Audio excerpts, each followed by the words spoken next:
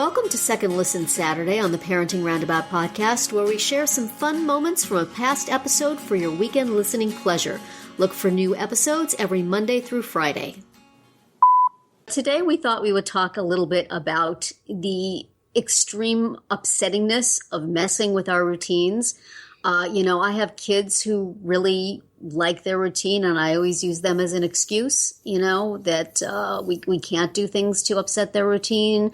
It would be very bad, but in fact, I enjoy my routine also. And I am coming off a summer where absolutely everybody in my house was home. My office for my freelance business is in the middle of the living room. Boundaries were not respected. So my daughter has a TV in her room, but she would come out and sit here and watch TV in the living room. And I'm like, happy to be in the same room with you, sweetheart. Love you very much. Go away. Right. So my routine has been disrupted majorly. This week also, I have this freelance job, which I'm supposed to be able to do at home, but my boss just decided that I should come into the office for a couple of times, which is like, yeah, it's only a few hours in the office, but I spent 6 hours yesterday away from my home office. 3 of them I was working. The other 3 I was getting to and coming home from there. Right. 3 hours I got paid for. 3 hours, the other 3 hours I had to pay for transportation. Right. This is an upsetting of my routine that I do not enjoy. And it's, we have our way of doing things, right? When you work as a freelancer, you have your way of doing things. Perhaps it involves several hours on the internet looking up Lin-Manuel Miranda tweets. Perhaps it does not. But still, it's a certain way that you're used to doing things that when you have to go someplace else or do something differently, it just all falls apart. So how do you guys do with your routines? Do you have a particular daily or weekly routine for your work life? Are you flexible with it? Do you get all discombobulated if you have to do something differently? How about you, Catherine? What is your routine like? And and is it respected by those you love? No. Well, because, especially it was, as you say, it was especially bad in the summertime because the kids were home and, they can't drive. So anything, can I go here? Can I see this friend? I have to skate, whatever it was. I'm there. I'm driving them, Yes. Okay. And I can at least sort of during the workday sometimes get away with like, look, I'm working here. but it's very hard for them to see that I'm working, and appreciate the fact that that's what's happening. And then it also drives me crazy, like in the evenings, Yeah. Well, I need to go, hey, can we go to Walgreens, or I want to go to this football game or whatever it is. And, I haven't figured out how to not feel guilty saying like, you know what? No, I cannot drive another mile today. Yes. It is awful. Can't. Yeah. So, but in terms of my work routine, I sit down and plan it out about a month at a time. Mm-hmm. And, these are the deadlines I have, and this is when I'm going to accomplish each thing. And it sometimes works, I just, that at least helps me, if someone comes to me and says, can you do X or Y? And I can sort of look at my calendar and think, all right, well, if I can finish this by this date, then I can do that by that date, that kind of thing. Mm-hmm. But yeah, that doesn't account for, oh, I'm sick today, or, oh, I forgot, my clarinet and I need it. Yeah. And, or whatever it is, or suddenly someone needs a doctor's appointment or all that stuff. So I do try to build in some padding in there. I have at least learned how to do that, but I really value the alone time. And we've talked about this here on the podcast, working at home alone. Which is why the summer was hard, and which is why those days where my husband's like, I have just phone calls all day, so I'm going to do them from home. Like, no, just go to your office. You haven't. Terrible to be that way. Yes. You know, it's like this summer, everybody in my house was unemployed. Now everybody's getting back to work my husband's back to work and my kids both got jobs.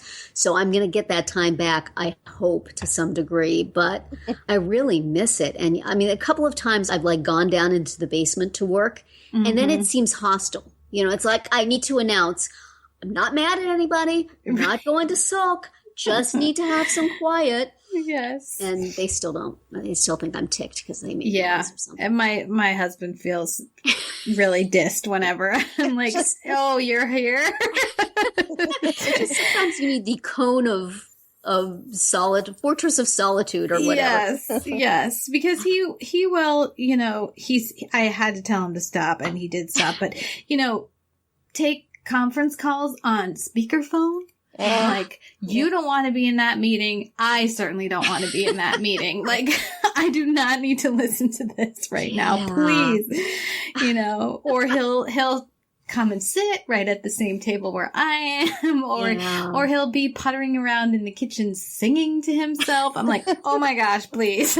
I'm trying to work, which may mean I'm trying to watch something on Facebook, but please, I can't hear it. Yeah, it's like, you know, you have to hide things on your computer the way you would if you were in an office. Exactly. I think that's part of the problem. Yes. It's like, this may look like I am just watching a YouTube video, but it's tangentially related to work, really, honestly. Right. How about you, Nicole? How do you do with this? Do you have a routine, and does your family play fast and loose with it? Well, I'm still fairly new to the work at home world. I've been home for the last couple of years, but have just started to pick up more work, which means that I actually have to have some kind of a routine in order to get these things done, which my family has absolutely no regard for whatsoever.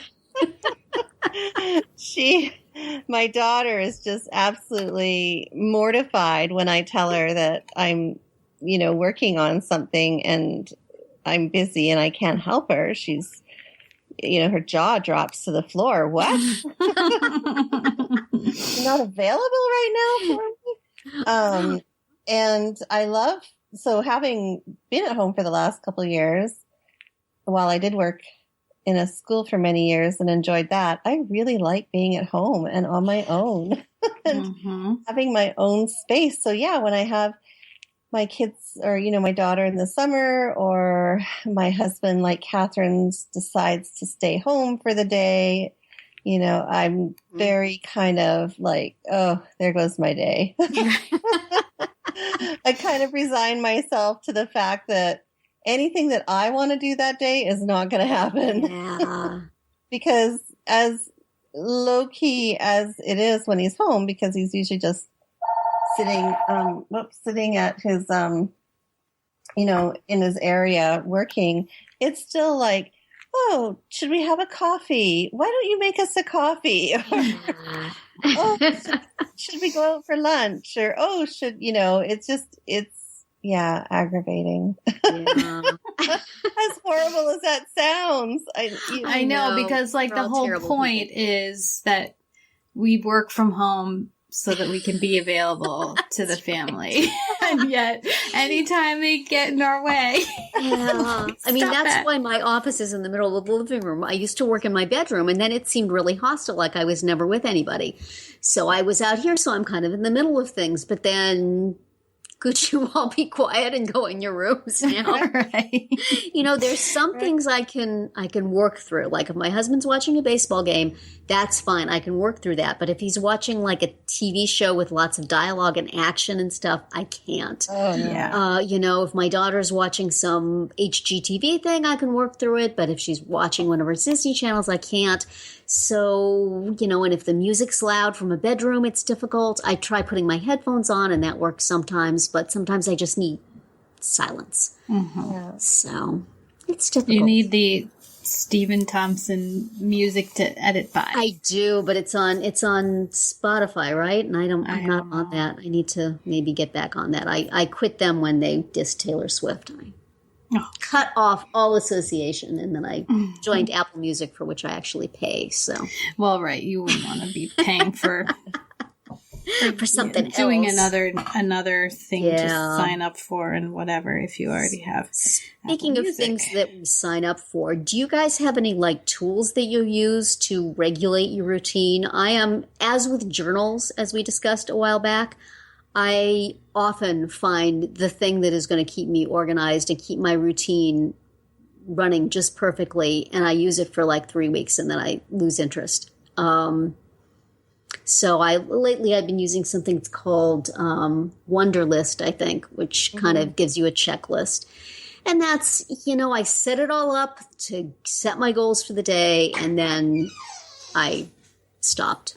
So, the one thing I do like is that I have with Dropbox that I can work on different computers at different times, and I can go work someplace else. If my kids need to go someplace, I can work, and I have all my stuff there.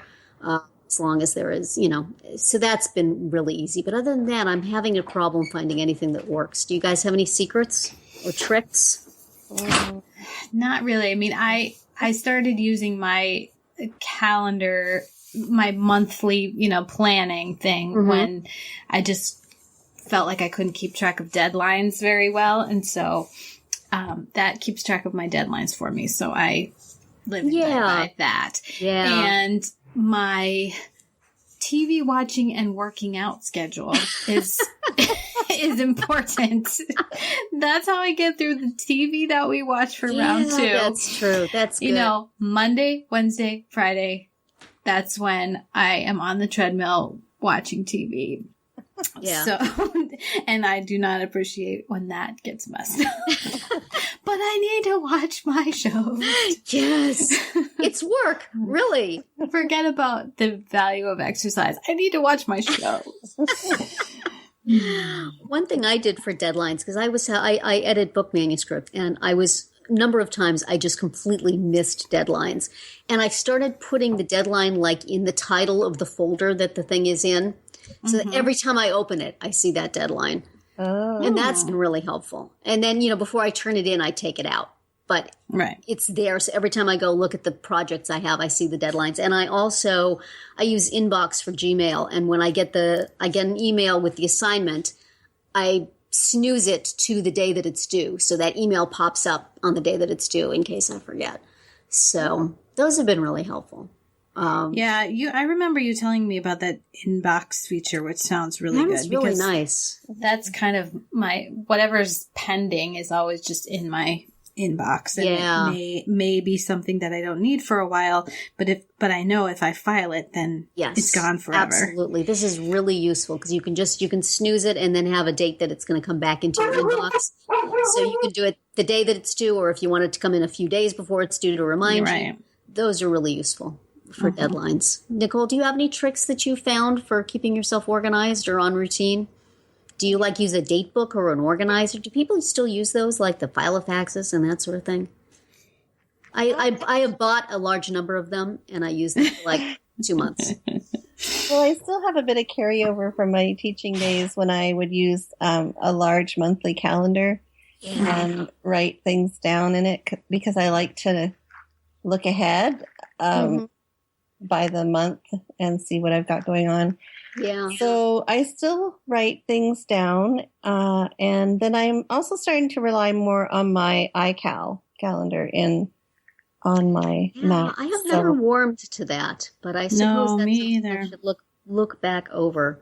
I do. Because you can color code things, and it's good for letting my husband know what's happening because he uses it as well. So we can, I can share events with him, and it'll just go his calendar.